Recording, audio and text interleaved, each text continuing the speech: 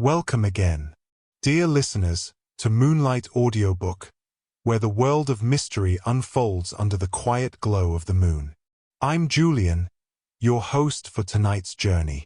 As we dive deep into the enigmatic world of Hercule Poirot in the Three-Quarters Mystery, I have one question for you. Where in the world are you tuning in from? Let me know in the comments, whether you're nestled in a cozy corner or exploring the world from your headphones. Let's unravel this thrilling tale together. Chapter 1. It was a crisp, bright morning in London when Hercule Poirot received an invitation that would set the stage for his next great challenge. The letter, elegantly written and sealed with a gold crest, arrived at his apartment in a way that seemed to promise something both urgent and mysterious. His morning had begun as most others did, an early breakfast of coffee and croissants, with a leisurely perusal of the papers. Yet, as he opened the letter and read its contents, a small frown furrowed his brow. The invitation was from a wealthy, somewhat eccentric businessman, Sir Gervais Chevenixgor.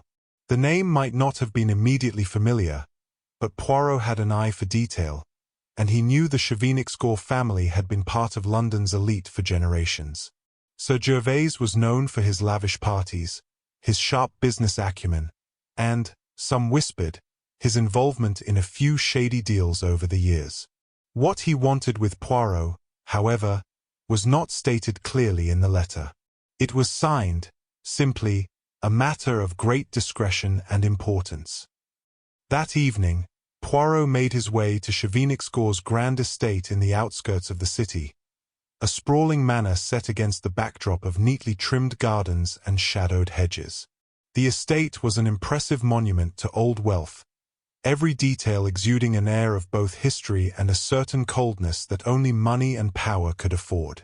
As he arrived, Poirot was greeted by Sir Gervais himself, a tall, thin man with a haughty air that barely concealed his nervousness. He ushered Poirot into the drawing-room, where an elegant group of guests was already gathered. A fire crackled in the hearth, casting long shadows over the polished furniture. The guests, all seemingly distinguished in their own right, gave Poirot a range of curious glances. But before any introductions could be made, a loud crash echoed from the direction of the hallway, followed by a muffled scream. Poirot's sharp eyes darted to Sir Gervais, who was momentarily pale, but quickly composed himself. "Stay here," he instructed Poirot, his voice shaking. "I will handle this." But Poirot did not remain still. His instincts kicked in, and with an elegant, deliberate step, he moved toward the hallway, already keenly aware that something very unexpected had just transpired. As he entered the hallway, the sight before him took even him by surprise. There, lying in a pool of crimson, was a man, the body of a man who had clearly not been there moments ago. A distinguished figure, dressed in a dark suit, his face frozen in an expression of shock and horror. The room fell silent as Poirot observed the scene. The man's right hand, still clutching a crumpled letter, rested unnaturally on his chest. The blood had already begun to seep into the floorboards, a stark contrast to the white marble that lined the hallway. The letter, however, was not the most striking feature of the scene. It was the odd fact that the man's three-quarters pocket watch, an object that Poirot had once observed in a similar case years ago, was missing. A glance at Sir Gervais confirmed the shock that lay beneath the surface of his controlled exterior. "Who is he?" Poirot asked. "That," Sir Gervais replied, with a tremble in his voice, "is my cousin, Edward Chevenixgor. I cannot understand it, Monsieur Poirot. Why would anyone—" Poirot cut him off with a small but firm gesture. "We will understand, but first—" The guests had gathered behind him, their faces a mixture of disbelief and fear. Poirot could feel the tension in the room rise. He turned to face them all, his gaze moving over each person with calculating precision. Every one of them was a potential suspect, their motives hidden beneath layers of propriety and etiquette. Poirot's mind immediately began to spin its web of connections, his little grey cells working tirelessly to form the first threads of a solution. There was something deliberate about this death. A message, perhaps. But what was it? "Sir Gervais," Poirot said calmly, "I shall need to speak to each of your guests. The solution to this mystery is hidden among them, and only by understanding their secrets shall we uncover the truth." The guests shifted nervously, their eyes flicking to each other in fear and suspicion. Poirot smiled softly to himself, for he knew this was only the beginning. He was, after all, the master of such matters. And this crime, it seemed, was far from ordinary. Chapter 2. The blood-stained figure of Edward Chevenixgore lay in the center of the hallway, his body stark against the polished marble floors, while the air itself seemed to grow heavier with each passing moment. Poirot took in the scene methodically, noting each detail with a precision that could only come from years of experience. His gaze flickered to the crumpled letter in the victim's hand, but his attention remained firmly fixed on the guests who now lingered behind him, their faces masks of shock, confusion, and, in some cases, fear. The group was now gathering near the entrance of the room, their movements stiff, uncertain. It was clear to Poirot that this was no ordinary accident. This was a murder, carefully executed, and the circle of suspects was closed. No one had entered or left the house since the incident. Every one of them was a potential culprit. "Sir Gervais," Poirot said again, his voice as calm and controlled as ever, "I would like to speak with your guests. The murder of your cousin will not go unsolved, but I will need to understand more of your household, your relationships, and your lives." Sir Gervais nodded, albeit hesitantly. "Of course, Monsieur Poirot. Please, do as you must." Poirot's eyes scanned the room again, noting the various figures who were now gathered near the grand fireplace, each of them an enigma. He would need to extract their motives, their alibis, and their hidden truths. As his sharp eyes moved from one person to the next, he began to mentally catalogue them. There was Lady Violet Chevenixgore, the widow of Sir Gervais' late brother. A woman of impeccable beauty, but with a coldness in her gaze that belied her youthful appearance. Her carefully constructed composure was a mask, but beneath it, Poirot sensed something more, something sharp and dangerous. Was her beauty a shield for a mind capable of cold calculation? Then there was Arthur Delaney, Sir Gervais' closest business partner and a man whose face Poirot had seen in the newspapers from time to time. Delaney was tall and well-built, with a demeanor that was equally self-assured. His hands were clenched at his sides, his posture rigid. It was clear that the presence of the police, soon to arrive, was making him uncomfortable. Why, Poirot wondered, was the death of a mere relative affecting him so much? Was it more than just business? Next, Poirot's gaze turned to Clara Milson, a young woman who had recently entered the circle of the Chevenixgores. She was an old acquaintance of Edward's, though she seemed far younger than the others in the room. Her nervousness was palpable. Her hands fidgeted with the hem of her dress, and her eyes darted from one guest to the other. Yet, despite her anxiety, there was something calculating about her gaze. A curious mixture of innocence and hidden depth. Poirot also noted Captain Harold Bracken, a retired military officer who had taken to spending much of his time with Sir Gervais, though there had been rumors that his presence was tied to debts far beyond what he was willing to admit. His face was expressionless, but the quick, darting glances he cast toward the others spoke volumes. It was as if he were trying to determine how much each person knew. Why was he so anxious? The final figure in the room was Gertrude, Lady Delaney, Arthur Delaney's wife, a woman whose manner was marked by a sharp intellect that was often hidden beneath her rigid adherence to propriety. She was watching Poirot closely, her lips pursed, her hands clutching the back of a chair.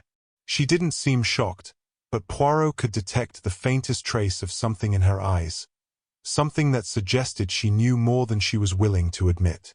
Poirot stood before them now, his gaze steady and thoughtful, allowing each suspect a moment to understand that he was no fool, and neither were they. He began with a simple statement that would no doubt rattle the composure of any of them. "The death of your cousin, Sir Gervais," Poirot began, his voice cutting through the thick silence, "is but the first step in uncovering a far deeper mystery. None of you may leave the house until I have asked each of you a few questions." A collective gasp filled the room. Sir Gervais, though still visibly shaken, nodded in agreement. Poirot's eyes narrowed slightly. "We will begin with the lady of the house. Lady Violet," he said, his voice laced with a certain quiet command. "If you will come with me." Lady Violet made no immediate move, her gaze icy as she considered Poirot's words. But after a long pause, she stood and walked towards him, her high heels clicking on the marble floor with every step. Her beauty, though remarkable, seemed to pale in comparison to the sharpness of her gaze. Poirot could sense the storm beneath her calm exterior. As she passed, Poirot could not help but notice her expression, an unreadable mixture of fear, calculation, and something else, something far more dangerous. She halted in front of him, but her lips did not curl into a smile. There was only a slight nod, as if she had accepted the inevitable. "You may begin, Monsieur Poirot," she said with a small bow of her head. Poirot could feel the weight of her words. This would not be an easy conversation. "Tell me, Lady Violet," Poirot began, his gaze unwavering, "what was your relationship with the late Edward Chevenic-Score?" She hesitated, just for a moment, but Poirot noticed. That hesitation was a sign, a crack in her armor. What was it that she was hiding? The stage was set for the game to begin. A psychological battle in which every glance, every word, and every pause would reveal a clue. Poirot was ready. Chapter 3. Lady Violet's gaze held steady as Poirot addressed her, but her lips remained tight, as if to hold back the words she might otherwise unleash. It was clear to Poirot that she was no stranger to playing the role of the poised, elegant widow, yet beneath the surface, there were deeper currents, hidden fears, and buried truths. Poirot, as always, was a master of reading those unspoken layers. With a subtle but deliberate movement, he adjusted the cuffs of his coat, a gesture so small, yet it gave him the air of a man who took his time with every decision. He could sense her reluctance, and he could feel the tension in the room building. This was a delicate moment. A misstep could spoil the entire investigation, but Poirot was patient. His mind worked quickly, yet his exterior remained calm, as always. He took a step closer to Lady Violet, careful not to intrude too much into her personal space, but just enough to make his presence known. She, in turn, stood with an almost imperceptible shift in her posture. Poirot noted the slight tremor in her fingers as she adjusted her gloves. "Lady Violet," he began, his voice quiet but firm, "tell me, if you would, about your late husband's relationship with your cousin, Edward Chevenic-Score. Was it cordial? Or perhaps, more complicated?" The question hung in the air, the words lingering with a quiet weight. Lady Violet's lips parted for a brief moment, and for a fleeting second, Poirot thought she might react sharply, but instead, she simply smiled, a practiced, neutral expression that betrayed no hint of emotion. "Edward was a part of the family, Monsieur Poirot," she replied coolly, her tone controlled but giving nothing away. "We were all part of this grand family. The relationship was as it was, neither exceptionally close, nor particularly distant. Edward was a man of his own mind." Poirot studied her carefully, his eyes narrowing. There was something about the way she phrased her answer that didn't quite sit right with him. Her words were as measured as the steps she took, and yet there was an undercurrent to them, a suggestion of something more. But he made no move to push further, choosing instead to watch her reaction carefully. Millimeter, Poirot hummed thoughtfully. And your son, Lady Violet? How does he feel about the loss of his cousin? I understand they were close in age. A flicker of tension crossed Lady Violet's face at the mention of her son, but it was gone as quickly as it had appeared. She turned her head slightly, as if gathering her thoughts, before answering. My son, she said, her voice softening for the first time, is deeply affected by Edward's death. They were indeed close in age, but not necessarily close in spirit. My son has always been somewhat withdrawn, a sensitive soul. Poirot's eyes flicked toward the far side of the room, where her son had been standing moments earlier. The young man had been conspicuously silent since the murder had been discovered, his face pale and his eyes glued to the floor. Poirot could sense the fragility of the moment and, without a word, turned back to Lady Violet. I see, Poirot said. You will forgive me, Lady Violet, but I must ask, was there any tension between Edward and your late husband, or perhaps between your late husband and anyone else in the family? Any matters, perhaps, left unresolved? Her eyes narrowed slightly at the question. For a moment, Poirot thought she might withhold an answer. But after a long pause, she replied, her voice cool and steady once more. Edward was a man of his own affairs, she said, and my husband's dealings were his own. If there were any matters unresolved, I cannot say. You would have to ask my late husband, and as you can see, Monsieur Poirot, he is no longer here to answer. Poirot nodded thoughtfully, stepping back. I understand, Lady Violet. Thank you. I shall ask no more of you at this moment.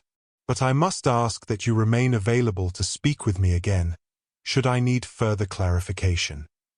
Lady Violet's smile returned, thin and almost imperceptible. Of course, Monsieur Poirot. You may have whatever you need. With that, she made a slight bow and turned gracefully, her footsteps silent as she moved back to her position by the fire. Poirot watched her carefully, noting her every movement.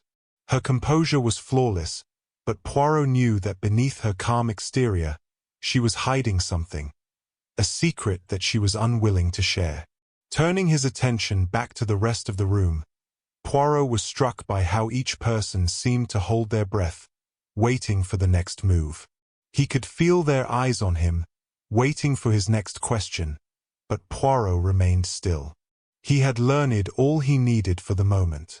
Without wasting any time, Poirot turned his attention to Arthur Delaney, who had been standing near the edge of the group, his hands still tightly clasped at his sides. His sharp eyes were darting between the guests, but there was something in the way he held himself that spoke of hidden tension. Poirot would need to be careful with him. Delaney was a man who had learned to control his outward demeanor, but Poirot knew better than to assume that control meant innocence. Mr. Delaney, Poirot said, his voice steady but commanding. If you would be so kind, I have a few questions for you as well. Delaney stiffened at the sound of his name, and for a moment, his eyes seemed to flicker with something resembling anxiety. But he quickly recovered, offering Poirot a stiff nod.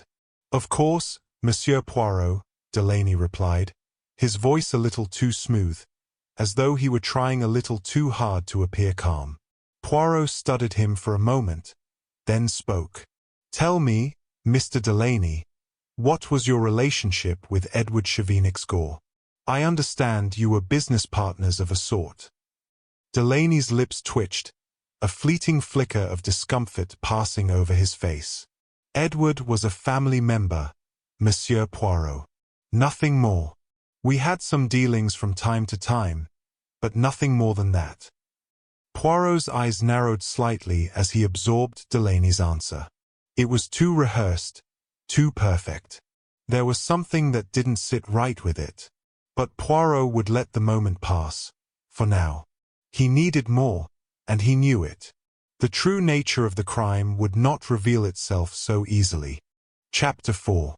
Poirot's keen eyes remained fixed on Arthur Delaney as the man spoke, his words smooth but laced with the smallest hint of unease. Poirot could see through the practiced facade, the tightness in his jaw, the subtle movements of his hands. The evidence was building up, piece by careful piece. Delaney had said too little and yet too much, and the truth, as Poirot well knew, always lay somewhere between the spoken word and what was left unsaid. He took a step back and surveyed the group of guests once more. Their reactions, their body language, everything about them was important, every detail mattered. Poirot was meticulous in his approach, noting even the smallest tremor in an otherwise calm demeanor. But it was not only Delaney who had caught his attention. There was another figure in the room whose presence, though seemingly neutral, was stirring something within Poirot's mind. Clara Milson, the young woman whose fidgeting had betrayed her earlier anxiety, was now standing at the far end of the room. Her gaze was fixed downward, her hands wringing nervously in front of her. Yet, as Poirot watched her, he saw the faintest trace of something else, something not so easily identifiable. She was keeping her distance, almost as if she were trying to remain invisible, which immediately told Poirot that she had something to hide. Without wasting another moment, Poirot moved toward her. He had already questioned the others in turn, but he could feel that Clara was central to unlocking the mystery. She was not who she appeared to be, too innocent, too nervous, too eager to stay out of the spotlight. It was in those very qualities that Poirot knew there was more lurking beneath her quiet demeanor. "Miss Milson," Poirot said, his voice low and soothing as he approached her. "Might I have a word with you?" Clara looked up, her wide blue eyes locking onto Poirot's for the briefest moment. She started slightly, almost as if she had been caught in the middle of some unspoken thought. Her lips parted, and for a fleeting second, Poirot thought she might refuse. But then, with a resigned nod, she stepped forward. "Of course, Monsieur Poirot," she said softly, her voice wavering just slightly. Poirot motioned for her to follow him to a quieter part of the room. He did not need to rush. He understood the value of silence, of allowing the suspect to feel the weight of their own thoughts. Clara walked slowly behind him, her footsteps hesitant, but still, there was an air of deliberate restraint in her actions. The mystery was there, just beneath the surface, waiting to be uncovered. Once they were away from the others, Poirot faced her. He was a man of method, and he never let his focus waver. He began with a question that he already knew the answer to, but it was important to see how she would respond. "Miss Milson," he began, "you were quite close to Edward Chevenix's gore, were you not?" Clara's eyes flickered. For a moment, Poirot could see the slightest shift in her expression, a twitch in her eyebrow. She wasn't quite ready for the question, but it didn't stop her from answering, her voice just a touch too quick. "Edward and I, we were friends," she said, carefully. "We knew each other from when I was younger. Nothing more than that." Poirot studied her closely. The words seemed to flow smoothly from her lips, but there was something else, something about the way she said nothing more than that. As if she was trying too hard to make the relationship sound innocent, to make it sound like nothing had ever happened beyond their shared history. "Ah," Poirot said, his voice soft and probing. "But you knew him well enough to know that he had enemies. Did you not?" Clara's hands stiffened at her sides. She wasn't expecting this line of questioning, and Poirot could see the confusion crossing her face. Yet, it was more than just confusion. It was a mixture of unease and discomfort, the kind of reaction that revealed something deeper. "I know," she stammered, then quickly composed herself. "I don't know about enemies. Edward wasn't the kind of person who made enemies." Poirot nodded slowly, letting the silence stretch out between them for a moment. He did not speak, but instead allowed her to stew in her own words. It was a tactic he had perfected over the years, Sometimes, it was not about what was asked, but rather how the person responded to the silence. And yet, Poirot continued, "Here he is, dead on the floor. Someone has killed him, Miss Milson. Now, I must ask you, what were you doing in the house before the murder occurred?" Clara's breath caught in her throat, and Poirot could see her struggling with her response. The answer was obvious. She was hiding something, something that might give her away, but she was too afraid to reveal it. I was in the garden," she said finally, her voice almost a whisper. "I went outside to get some fresh air before dinner. I didn't hear anything."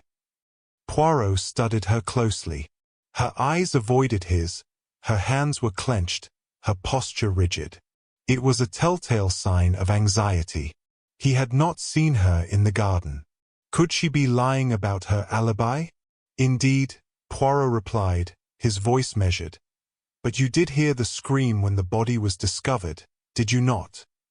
Clara flinched, her lips trembling for just a moment.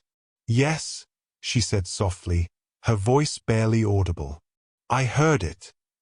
"Ah," Poirot said, his mind already spinning. "You did hear the scream. But you did not hear anything before it? A struggle, perhaps? Or a fall? Something that might have hinted at the crime before it happened?" Clara was silent for a long time, her gaze downcast, as if trying to find the words to explain herself. Poirot could feel her hesitation. She was carefully choosing her words, just as she had before. It was in that moment that Poirot realized the truth of it. She was not as innocent as she appeared. "I don't know," she finally said, her voice soft, almost defeated. "I didn't hear anything. I don't know what happened." Poirot nodded slowly. Her story was full of holes, but he would let it rest for now. He had other questions to ask, and it was still early in the investigation. He needed to hear from the others. But Clara Milson's answers would remain in his mind. She was hiding something, and Poirot would uncover it soon enough. "Thank you, Miss Milson," he said, his voice cool. "I may have more questions for you later." As Clara turned to leave, Poirot stood still for a moment, letting the gravity of the situation sink in. He could feel the threads of the mystery beginning to pull taut. This was no random killing. No, this was something far more calculated. And as Poirot turned his attention to the next guest, he knew that the pieces of the puzzle were slowly coming into place. Chapter 5. The room was quiet after Clara Milson had been dismissed. Poirot stood in the corner, his hands clasped neatly behind his back, observing the remaining guests with his usual intensity. Each of them was still reeling from the shock of the murder, but it was clear that some of them were hiding more than just their emotions. Each glance, each shift in posture, and every barely audible breath seemed to tell a story that Poirot was determined to unravel, piece by careful piece. As he glanced over the guests, Poirot's thoughts were momentarily interrupted by a loud, almost frantic voice that broke the silence. "It was him. I know it was him." Lady Violet's voice rang out across the room, sharp and filled with panic. She had been standing at the fireplace, her gaze fixed on the floor, as if lost in thought. But now, her posture was rigid, and her face had lost its composed facade. The words echoed through the room, creating a ripple of shock among the other guests. Poirot turned toward her with the calmness that had come to define him. His expression remained neutral, but inwardly, his mind was racing. It was rare that Lady Violet, of all people, would make such an accusation. Yet there it was, loud and certain, a voice declaring a suspect before any real evidence had been presented. "Lady Violet," Poirot said softly, his voice a soothing balm to the tension in the air. "Whom do you accuse?" Lady Violet did not hesitate.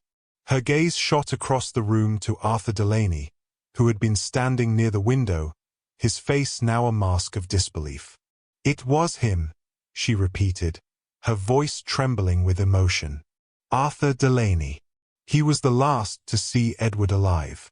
I am certain of it." The room seemed to hold its breath as all eyes turned to Arthur Delaney, whose expression was a curious mixture of indignation and unease. He had not expected this, and for the first time, Poirot saw a crack in his usual composure. Delaney shifted his weight uncomfortably, his gaze flicking from Lady Violet to Poirot and back again. "Lady Violet, you're mistaken," Delaney said, his voice tight with frustration. "I had nothing to do with this. I didn't even see Edward in the moments before the incident occurred." Poirot watched closely, his sharp eyes noting every detail.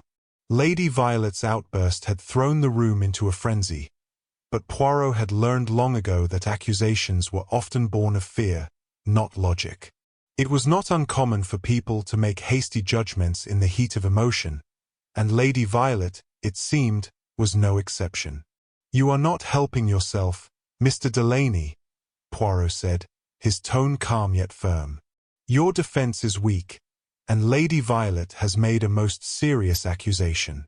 But let us not rush to conclusions. I will ask you both to remain calm." Arthur Delaney's face reddened slightly, but he controlled his breathing. His posture was rigid, his hands clenched at his sides. He looked more like a man trying to maintain control than one caught in the act of a crime. Poirot moved toward him, his steps deliberate and measured. "Mr. Delaney, you claim you did not see Edward Chevenix's gore just before his death. But I must ask you, where were you when the scream was heard? You were nowhere to be found in the immediate aftermath of the discovery. Why is that?" Delaney hesitated for only a moment, but it was enough. Poirot caught it. A hesitation, just enough to raise suspicion, though not enough to be damning on its own. "I was in the library," Delaney said, his voice barely above a whisper. "Reading. Alone."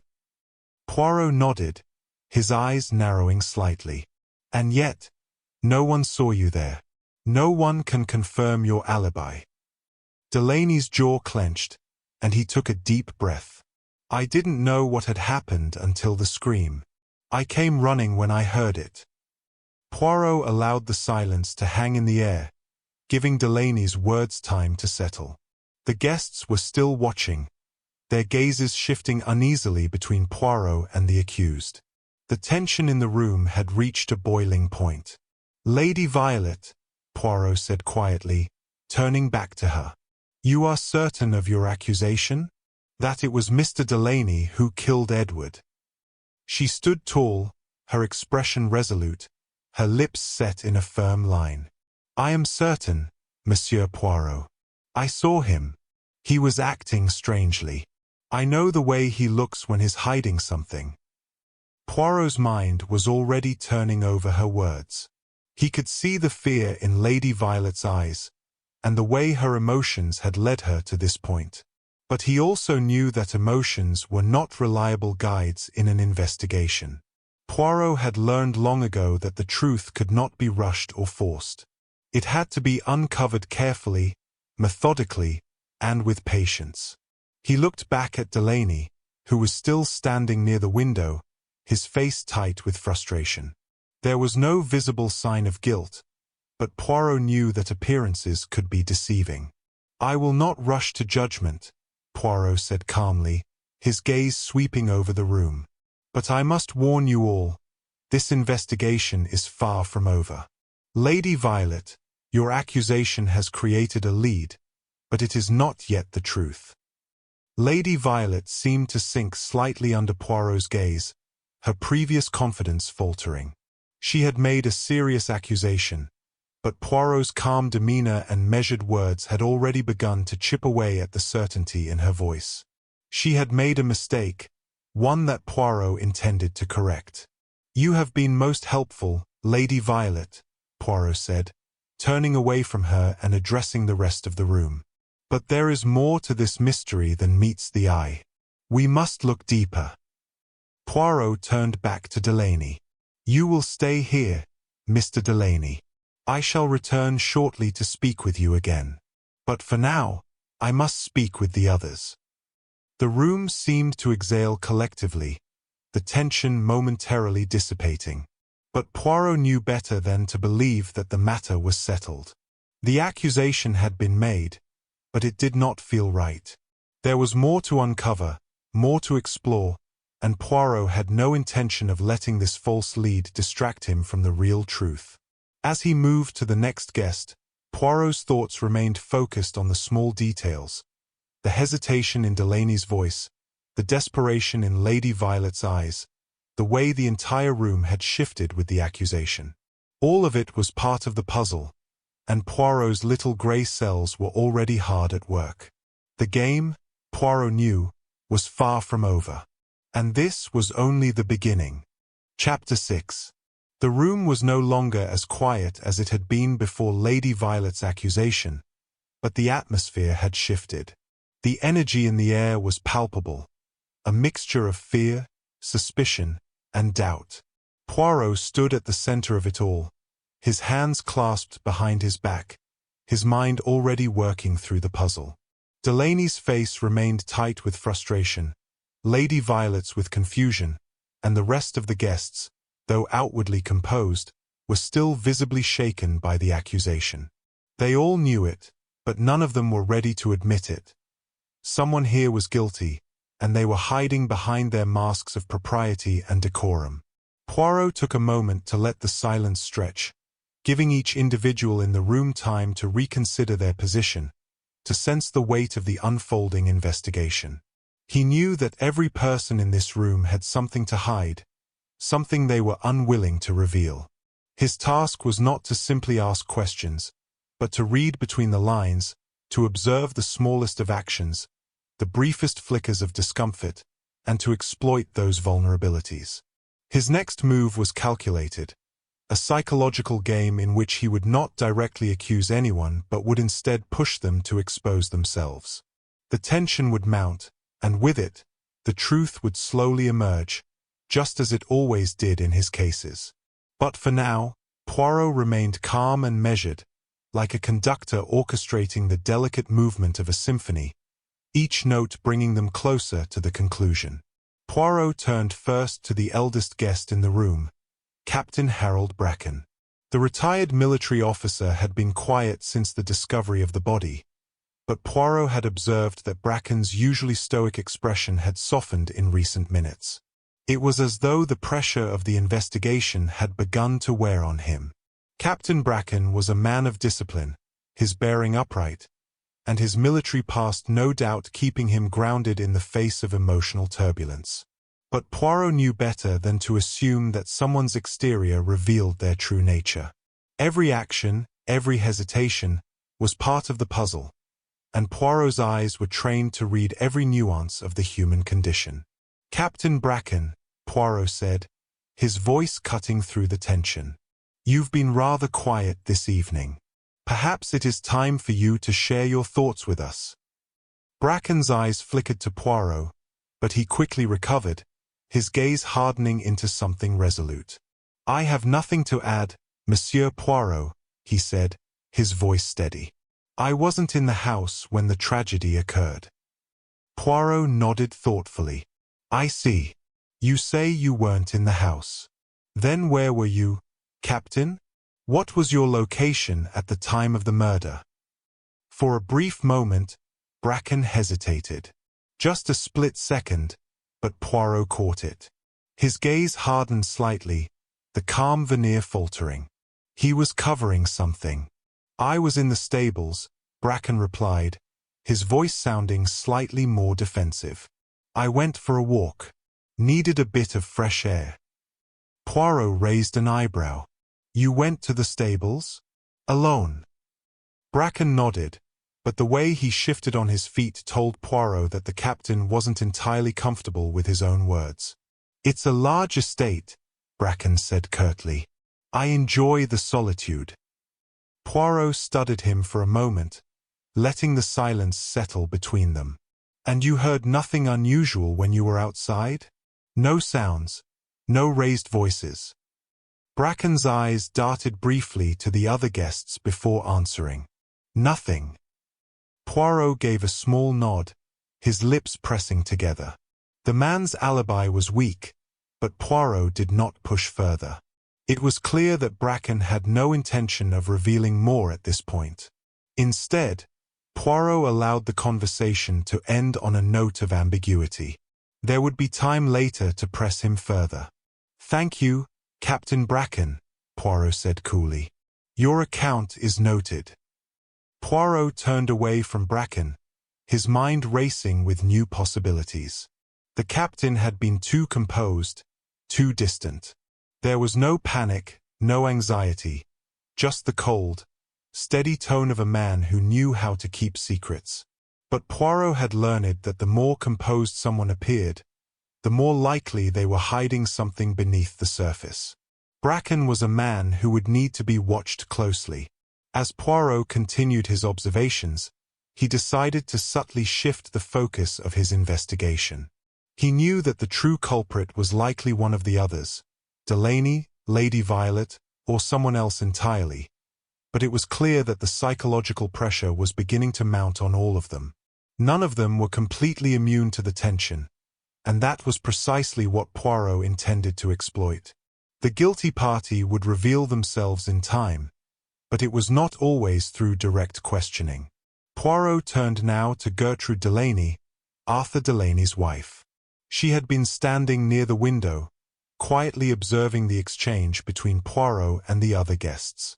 Gertrude's face remained unreadable, but Poirot had noted that she had not spoken much since the murder had been discovered. She was composed, yes, but there was something about her composure that felt too deliberate, as though she were trying to remain aloof from the chaos around her. "Lady Delaney," Poirot said smoothly, his voice calm but pointed, "you have remained silent through much of this, and yet, I suspect there is something more beneath your stillness. What do you think of the events that have unfolded?" Gertrude's eyes flickered briefly, but she quickly recovered. "I think it's a tragedy," she said softly. "I didn't know Edward well, but to lose him in such a manner is dreadful. Truly dreadful." Poirot's gaze never left her face. He could see the way her lips tightened, the way her eyes darted just slightly to the side when she spoke. These were subtle tells, but Poirot was adept at catching them. There was more to her words than mere sympathy. "I see," Poirot replied, his voice careful and controlled. "And you are not disturbed by the accusations being made in the room? The fingers that are being pointed? A tragedy, yes, but there are now those who must answer for it. What is your opinion on the matter?" Gertrude paused, the smallest flash of unease crossing her features before she straightened her posture and replied, "I think it's premature. We know so little. It's all speculation." Poirot observed her closely, considering her words. She was right, of course, it was all speculation, but the way she dismissed the situation as merely premature spoke volumes. Why did she want to downplay the investigation so much? Was she trying to divert attention away from the fact that she knew more than she was letting on? Indeed, Poirot agreed, speculation can be dangerous.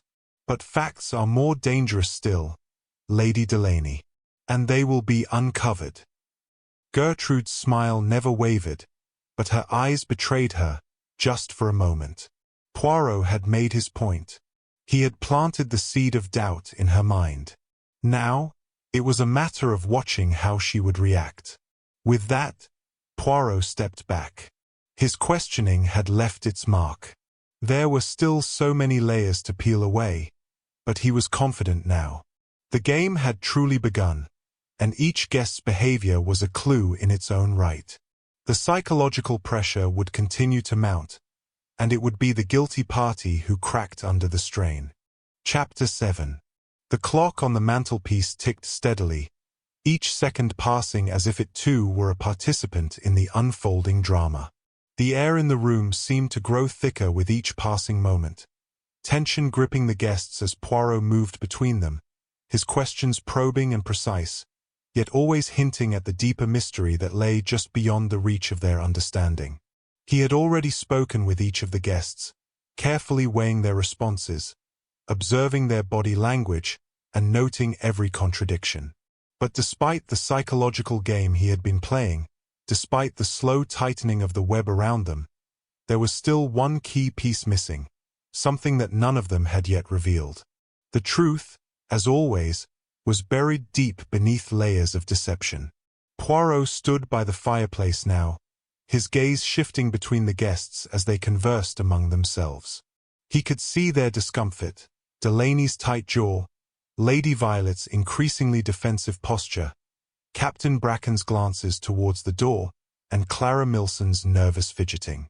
But all of them seemed to have settled into a strange, uneasy calm, as though they had resigned themselves to the idea that they would be questioned for hours, maybe days. They had not yet cracked, not yet revealed the truth that Poirot was so certain they were hiding. But as the moments passed, something changed. It was subtle at first, a shift in the atmosphere that Poirot noticed almost instinctively. He had been expecting a confession, or at the very least, a break in the pattern of behavior. What he did not expect was what happened next. A loud crash from the hallway, sharp and jarring, cut through the tense silence of the room. Poirot's instincts kicked into overdrive. Without a word, he moved swiftly toward the source of the noise, his steps purposeful and calculated. The guests followed suit, though with far less certainty. Lady Violet's face drained of color, and even Captain Bracken's usually unflappable composure seemed shaken. Poirot reached the hallway first, his eyes scanning the surroundings. The faint scent of smoke lingered in the air, and as he rounded the corner, he saw the cause of the disturbance. A large painting had fallen from the wall, its frame cracked and splintered on the floor, the canvas itself torn from its frame and half-burned. But this was not the most alarming sight. What struck Poirot immediately was the body, another body. This time, it was not Edward Chevenix's gore, but a different figure entirely. It was Arthur Delaney. His body lay on the floor, sprawled awkwardly, as though he had been thrown violently against the wall. His suit was stained with blood, his face contorted in an expression of shock and terror. The room seemed to hold its breath as the others gathered in the hallway behind Poirot, their faces pale and filled with horror.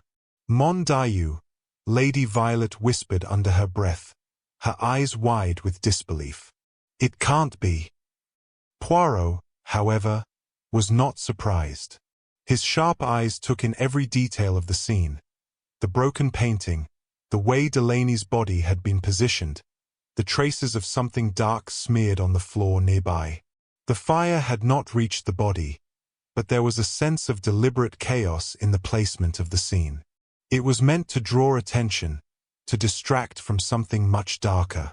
Poirot bent down, examining Delaney's body with the precision of a surgeon. His eyes flicked over the man's clothes, the angle of his head, and the way his hands were positioned. There was something peculiar about the scene, something off that Poirot couldn't yet place. He stood up slowly, his expression unchanged, though his mind was racing. "The game has changed," Poirot said softly, though loud enough for everyone to hear. "This is no longer just a murder of opportunity. We are dealing with something more calculated." Lady Violet's voice trembled as she spoke, her gaze shifting nervously from Poirot to the body. "Who could have done this?" she asked, her eyes wide with fear. Poirot turned to her, his gaze steady. "That is precisely what I intend to find out," he said, his voice calm yet carrying an undeniable edge of authority. "But first, I must examine the room." He motioned for the others to stay back as he moved closer to the body, his eyes scanning the floor. There was something about the placement of Delaney's body that didn't sit right, something deliberate about it. Poirot moved cautiously, his mind working through the possibilities, piecing together the events of the last few hours. And then he saw it. A small object, half hidden under the corner of the broken frame. Poirot knelt down, reaching for it carefully, his fingers brushing against the cool metal. He pulled it from the shadows, holding it up for all to see. It was a pocket watch, but not just any pocket watch. It was the exact model of the one that had been missing from Edward Chevenixcourt's body. Poirot's eyes flicked toward the guests, his expression unwavering. "This pocket watch," he said, holding it up, "was stolen from the victim. The same victim who was found murdered earlier in this house." The room fell into stunned silence. Lady Violet gasped, her hands coming to her mouth, while Captain Bracken's face remained expressionless, though Poirot could detect the faintest tremor in his hands. Clara Milson, too, seemed shaken, her face pale and her breath quickening. Poirot turned his gaze to each of them in turn. "It seems the solution to this mystery is not as straightforward as we once thought," he continued, his voice calm yet filled with the certainty of someone who knew the truth was just within reach. "This murder is no coincidence. Someone here is trying to cover their tracks, to distract us with false leads. But they will not succeed." Poirot's mind raced through the possibilities. The fire, the strange placement of Delaney's body, the missing pocket watch, it all pointed to one thing. Delaney had been killed for something far more than just his association with Edward. This was a message, and Poirot knew that the key to unlocking it lay in understanding the deeper motives of the people in the room. "It is clear," Poirot said, standing up and surveying the guests with a sharp gaze, "that one of you is not only guilty of murder, but of attempting to mislead me. But I will not be deceived. I will uncover the truth." He turned back to the body of Arthur Delaney, his mind already spinning with the next steps. There was more to this story, and Poirot was prepared to untangle it, piece by piece. He would need to push harder, question more, and dig deeper. But for now, the game had shifted, and it was clear that this mystery would be far more complex than he had anticipated. Chapter 8. The room had descended into a disquieting silence, as though the very walls themselves held their breath. The body of Arthur Delaney lay cold on the floor, his life snuffed out in the same violent manner as Edward Chevenixcourt. The guests, though visibly shaken, remained still, their eyes flickering nervously between Poirot and the grisly scene before them. It was clear to Poirot that no one here was untouched by the deaths. They all had something to lose. Some had already revealed their fears, while others, more cautious, had retreated into the comfort of their carefully constructed facades. Poirot, however, had no intention of letting this new tragedy derail his investigation. While the discovery of Delaney's body had certainly shifted the course of the mystery, it also brought with it a crucial revelation. The two murders were connected. The pocket watch, now found at the scene of Delaney's death, was the key to unraveling the deeper truth. But what was the link? And why had Delaney been the next target? Poirot's mind worked quickly, connecting the dots between the two crimes, but something still eluded him. It was clear that someone in the room was trying to mislead him, and Poirot was determined to uncover the hidden motivations that lay behind the apparent chaos. "Everyone, please," Poirot said, his voice cutting through the tension, his manner firm but composed. "We must continue with our investigation. Do not let fear cloud your minds. This mystery is far from over, and I will not allow anyone to escape the truth." He turned his attention back to the body, taking in the scene once again. Delaney's position on the floor suggested a struggle, his limbs outstretched in an unnatural way, as though he had been thrown against the wall. The broken painting that lay nearby seemed to have been knocked over in the scuffle, its frame shattered into several pieces. There was blood, yes, but there was something else.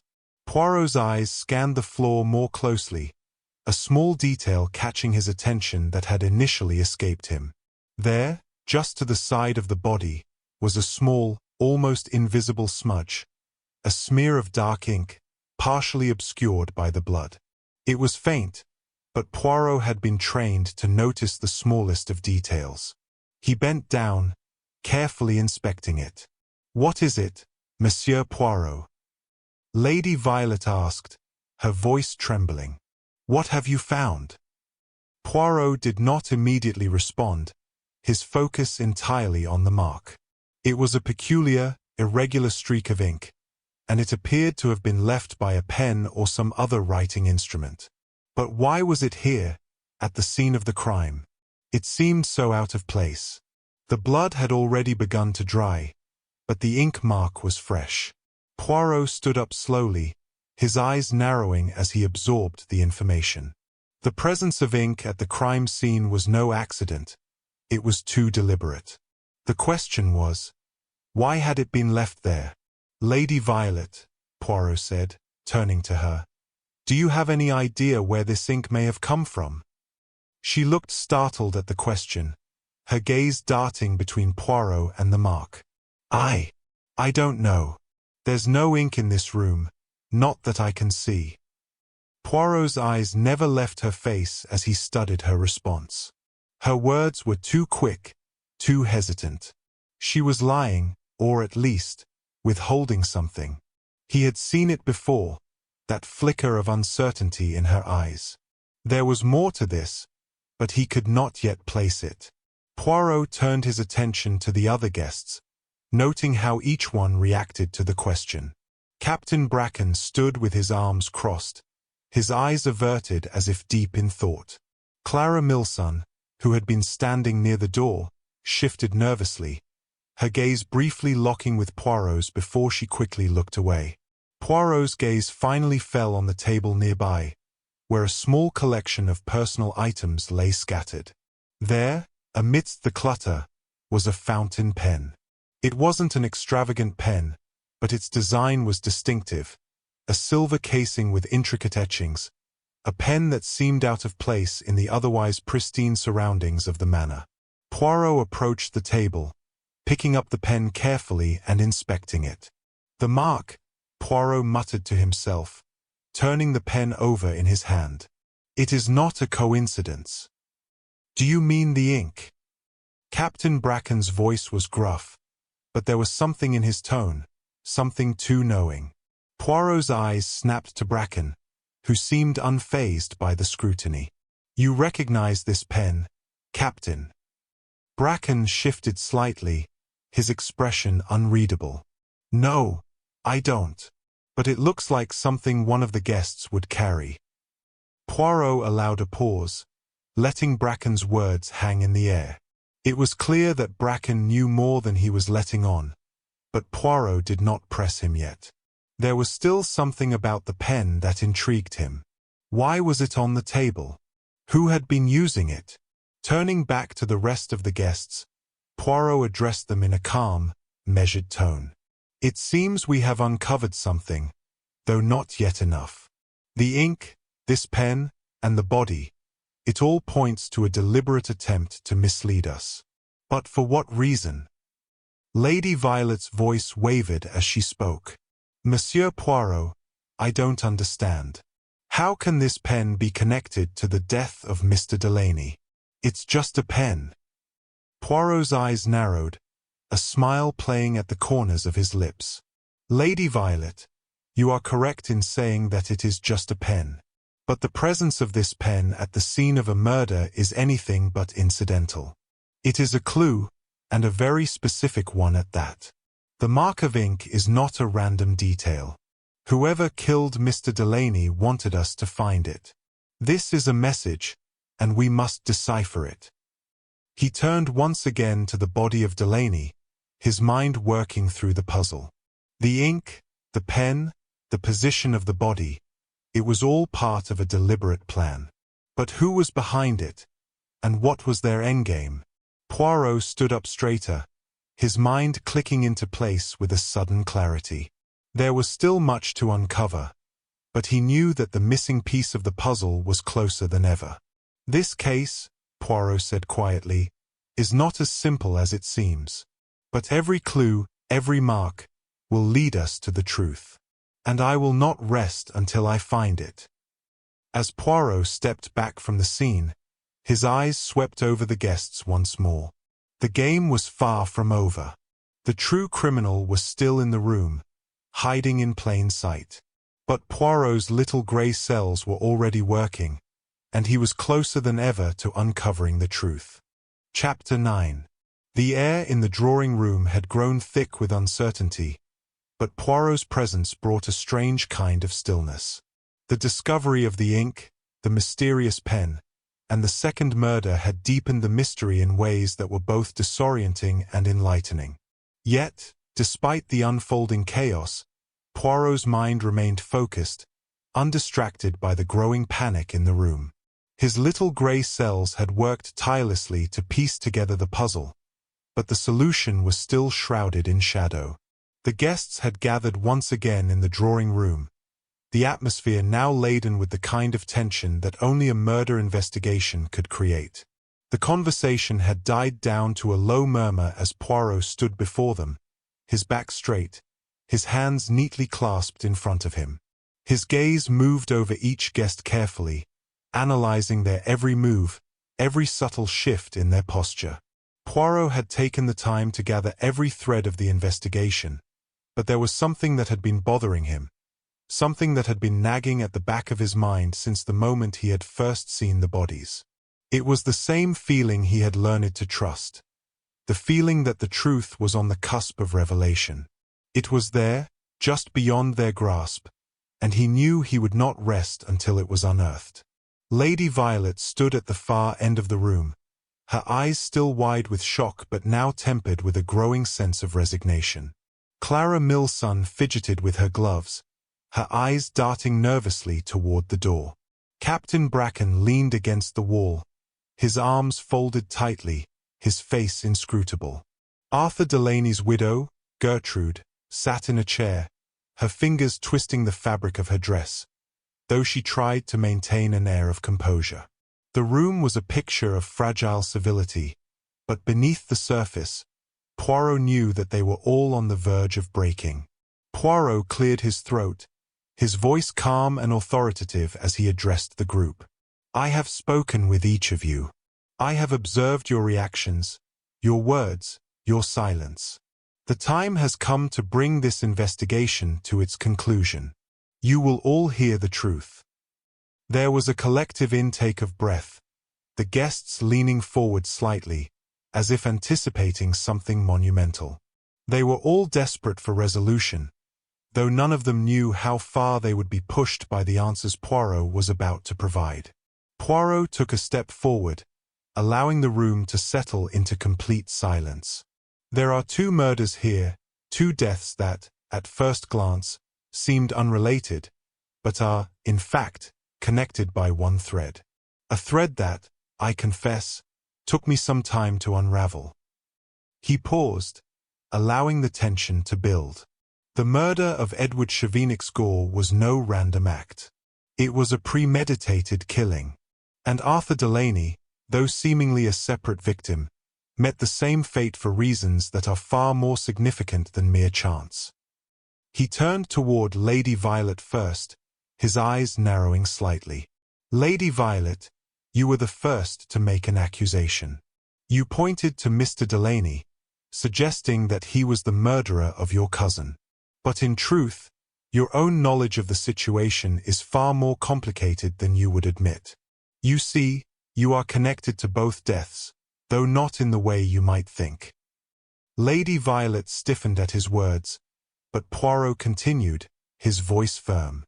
"You were not only aware of Edward's affairs, but you had a vested interest in keeping them from the public eye. A hidden secret, one that you feared would ruin the reputation of your family. But there was someone else who knew, wasn't there, Lady Violet?" Lady Violet's face betrayed nothing, but her eyes flickered toward the door, as though considering her next move. Poirot allowed her the moment of silence, then proceeded. "You were in love with Edward, weren't you?" Poirot asked quietly, his gaze never leaving hers. "And when he turned his affections elsewhere, you were afraid. You were afraid that he might expose a secret that would be catastrophic for you. But that secret wasn't the only thing that pushed you to murder. Lady Violet's breath caught in her throat, and for a moment, Poirot thought she might break down. But instead, she held herself with a strength that surprised him. "What are you talking about, Monsieur Poirot?" she asked, her voice steady but laced with something darker. Poirot gave her no time to recover. "The pen, Lady Violet. The fountain pen that was found at the scene of Mr. Delaney's death. The ink smeared across the floor. You were the one who used it. But you didn't use it to write a note. You used it to mark the scene of your crime, deliberately leaving a clue for someone to find." Lady Violet's eyes widened slightly, but she remained silent. Poirot shifted his focus, now turning to Captain Bracken. "Captain Bracken," he said, his voice like a thread pulling taut. "You were not the man you appeared to be. You were involved with both Edward and Lady Violet. You were helping her hide the truth, weren't you? You knew about her secret. But it wasn't the secret of an affair. It was something far more damaging." Bracken's face remained unreadable, but Poirot's sharp eyes caught the subtle shift in his posture. "You were blackmailing her," Poirot continued, his voice growing more certain. "And when Edward started to threaten you both, you saw no other way but to eliminate him." Lady Violet's hands trembled, but Captain Bracken was quiet, his eyes now fixed on Poirot with a strange, almost defeated expression. Poirot turned his gaze to Clara Milson. "Clara, you were the last to see Edward alive," Poirot said, his voice now cutting through the tension like a knife. "You had more to lose than anyone here. Your past with Edward was far more than just friendly, wasn't it?" Clara's face turned pale, and she opened her mouth to speak, but no words came. Poirot continued, "You were in love with him, but your love was unrequited. Edward had been planning to leave you, to marry someone else. And when he did not fulfill his promises, you, like the others, saw no way out. You killed him." A gasp escaped from Clara's lips as she collapsed into a nearby chair, her hands covering her face in distress. Poirot knew it was over now.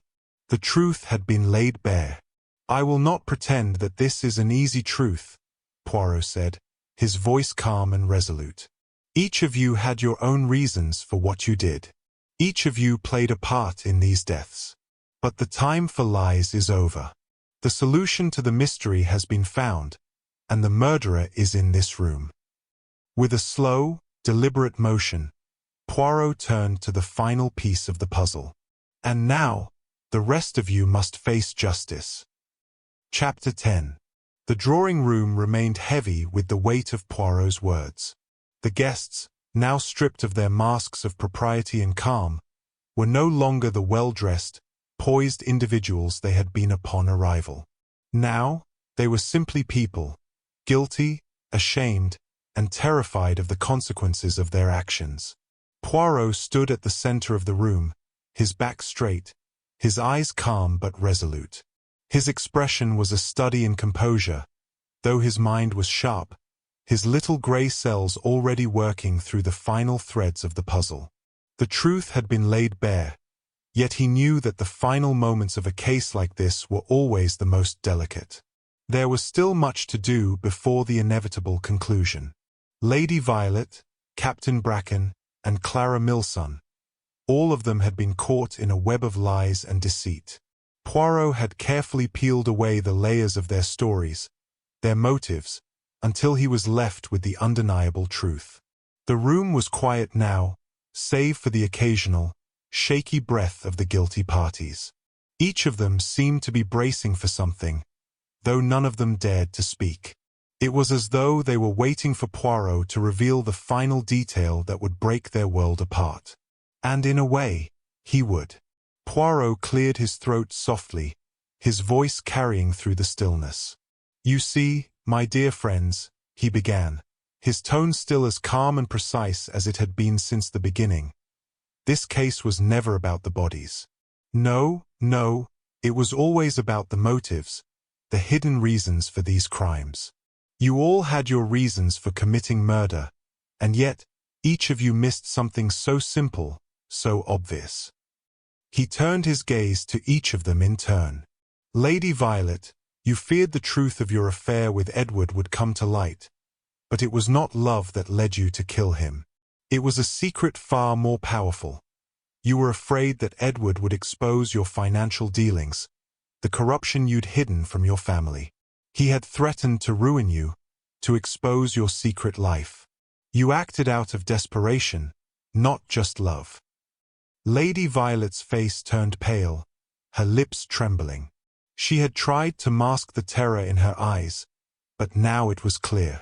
Her fingers tightened around the edge of the chair, her knuckles white. I never wanted it to go this far, she whispered, her voice barely audible.